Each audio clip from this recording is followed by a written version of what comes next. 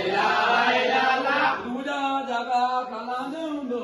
La ilaha illallah. Hayogo Mine Kayogo Kanu. La ilaha illallah. Manyogo kanu kisugu gelena.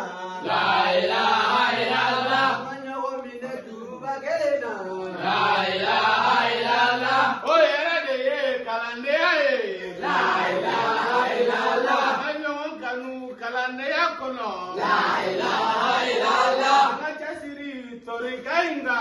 La ilaha illallah. Tubu yere de yo fo awiye. La ilaha illallah. Kunye be soro kalane ya kono.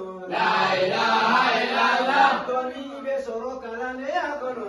La ilaha illallah. Manyogo mine kanyogo mbunye.